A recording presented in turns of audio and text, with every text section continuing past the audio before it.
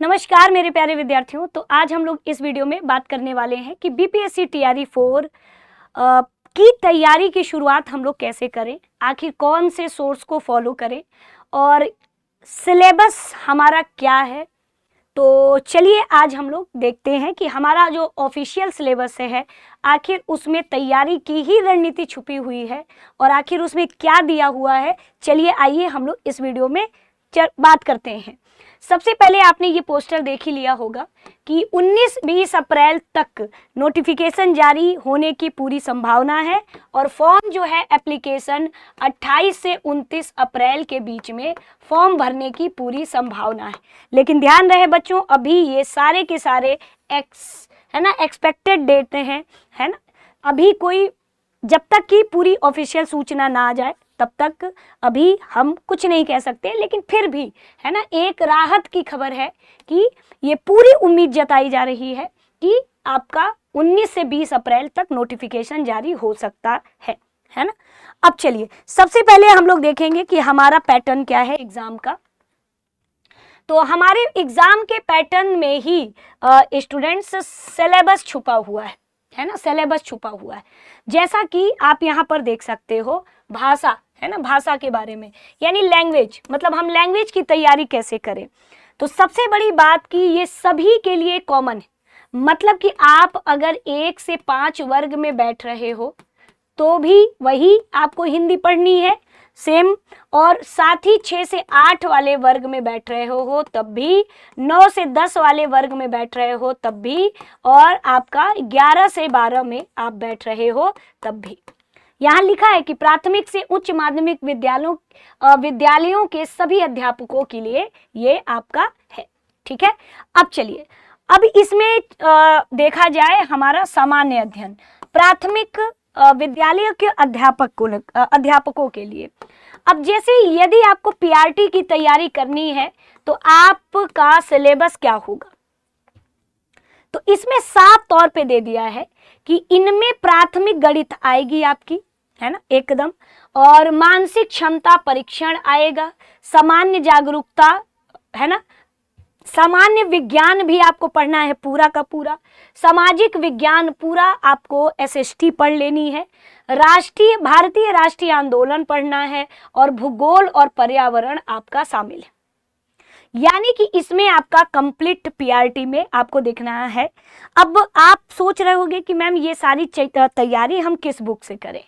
आपको देखो, आपके सिलेबस में ही छुपा हुआ है आपके बुक का नाम।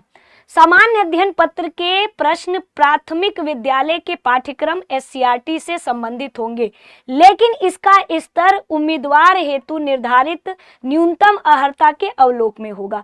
यानी कि जो आपका पीआरटी का पेपर बनेगा वो पूरी तरह से एससीईआरटी बेस्ड होगा। कैसा होगा? एससीईआरटी बेस्ड होगा, ठीक है। अब एससीईआरटी बेस्ड मतलब जो बिहार के राज्य सरकार की किताब चलती है आपको उसी आधारित, है ना, पढ़ना है। चलिए अब देखिए, अब 9 से 10 में आते हैं हम लोग कि 9 से 10 वर्ग में हम क्या करें, कैसे करें, किस बुक से पढ़ें। तो आइए, इसी में 9 से 10 में भी यही दिया हुआ है। आप देखो यहाँ पे सीधे इसमें लिख दिया है कि इसमें आपका माध्यमिक विद्यालयों के विषय के पाठ्यक्रम बिहार विद्यालय परीक्षा समिति और एनसीईआरटी से संबंधित, यानी कि आप केवल और केवल एनसीईआरटी नहीं पढ़ेंगे, एनसीईआरटी के साथ एससीईआरटी का भी कॉम्बिनेशन आपको लेके चलना है। तो आपके ऑफिशियल सिलेबस में सीधे ये दे दिया है कि आपको कौन सी किताब पढ़नी है, ये आप खुद देख लो। लिखा है कि यहाँ पे आपका बिहार विद्यालय परीक्षा समिति और एनसीईआरटी से संबंधित होंगे, लेकिन इसका स्तर उम्मीदवार हेतु निर्धारित न्यूनतम अर्हता के अवलोक में होगा। तो भले ऐसा होगा, लेकिन हो सकता है कि आपका कठिनाई का जो स्तर है वो थोड़ा अधिक होगा। अब यहाँ पे आते हैं उच्च माध्यमिक में। तो उच्च माध्यमिक में भी वही दिया गया है, विषय पत्र उच्च माध्यमिक विद्यालयों के विषयों के पाठ्यक्रम बिहार विद्यालय परीक्षा समिति, वही आपकी एससीईआरटी की बुक, और एनसीईआरटी से संबंधित होगा, लेकिन इसका स्तर उम्मीदवार हेतु निर्धारित न्यूनतम अर्हता के अवलोक में होगा।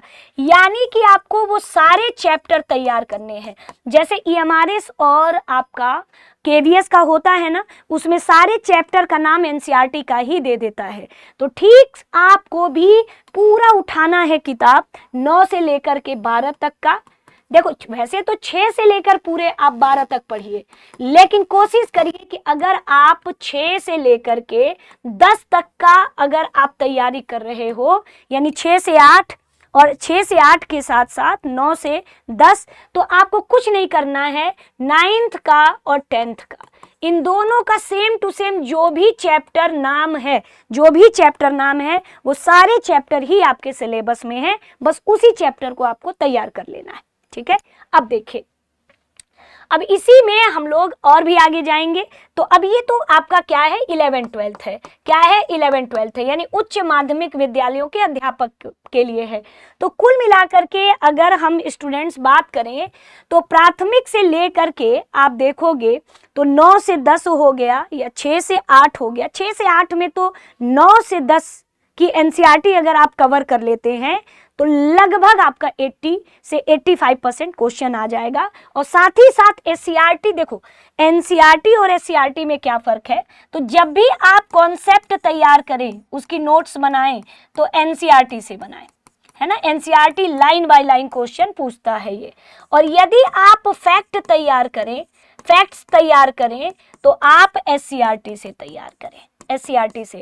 तो जब भी आपको कोई फैक्ट का पूरा नोट्स बनाना हो तो आप एससीईआरटी से बनाइए, और यदि कॉन्सेप्ट के नोट्स बनाने हो तो एनसीईआरटी से बनाइए, बस यही फर्क है।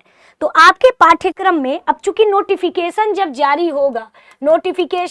होगा तो आपका नोटिफिकेशन के साथ ही पूरा पाठ्यक्रम आ जाता है ना। जब भी नोटिफिकेशन जारी होगा पाठ्यक्रम आ जाएगा।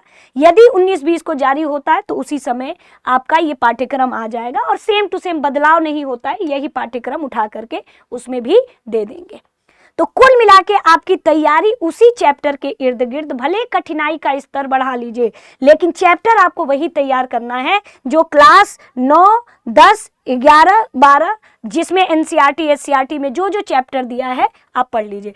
चूंकि दोनों में चैप्टर कॉमन है, लेकिन एससीईआरटी का दायरा थोड़ा बड़ा है और इसमें फैक्चुअल जानकारी बहुत ज़्यादा है, तो आप उसी हिसाब से करिए। ठीक है, अब चलिए एससीईआरटी की बुक प्राप्त आप कैसे करोगे, तो ऐसे करोगे। देखो यहीं पर ये एससीईआरटी की बुक है और इसमें आपको कुछ नहीं जाना है। यहाँ पे 10th दिया है, यहाँ 9th दिया है। अगर आप 9th पे जाओगे तो 9th के सारे चैप्टर खुल जाएंगे, है ना। तो चाहे अगर आपको ज्योग्राफी तैयार करना हो तो आप ज्योग्राफी में चले जाइएगा, हिंदी यहाँ पे आप खुद देख लो, भारत भूमि के लोग, यहाँ पे सीधे ज्योग्राफी चूंकि मैं पढ़ाती हूँ तो अब सीधे यहाँ बुक आ गया और आपने यहाँ पे डाउनलोड कर लिया। अब इन्हीं के नोट्स, पूरी फैक्चुअल जानकारी के आप नोट्स बना लीजिए और यहाँ डाउनलोड हो रहा है आपका। ठीक है, तो ये है। और यदि आपको लगता है कि नहीं हमसे नहीं हो पा रहा है, तो अगर आप वाईटी से तैयारी करना चाहते हैं यूट्यूब से, तो सुबह 9 AM पे आप जुड़ेंगे। मैं खुद already line by line NCERT SCERT पढ़ाती हूँ, तो आप उसके लिए जुड़ जाओगे। और नहीं तो दृष्टि लर्निंग ऐप से भी आप जुड़ सकते हो, जो कि एक फी में आपका 6 से 8 वर्ग, 9 से 10 वर्ग, पूरा महापैक आपको मिल जाएगा। ठीक है, और पीआरटी 1 से 5 वर्ग और 11-12, मतलब पूरा टीचिंग का एक महापैक मिल जाएगा, जिससे कि आप पूरी की पूरी तैयारी एक शुल्क में कर सकते हैं, है ना। तो यहाँ ये क्या है, तो दृष्टि लर्निंग ऐप से आप जो है तैयारी कर सकते हैं। तो आप चाहो तो वाईटी पर भी सुबह 9 बजे आके ले सकते हैं, बाकी दृष्टि लर्निंग ऐप से आप आ सकते हैं। अधिक जानकारी के लिए अगर कुछ आपको पूछना हो तो 8750187501 पे आप कांटेक्ट कर सकते हैं। तो मिलते हैं स्टूडेंट्स अगले वीडियो में, और एकदम रिलैक्स रहिए। और अभी वैकेंसी आई, इसके बाद अगर अब काफी लंबा आपको समय वेट करना पड़ेगा, तो इस बार ही एकदम गहराई से पढ़ करके इस बार एक सीट अपना पक्के कर लीजिए। कौन कौन इस बार पूरी सीट पक्का कर लेगा, सभी लोग कमेंट करके जरूर बताएंगे। मिलते हैं नेक्स्ट वीडियो में, शुक्रिया।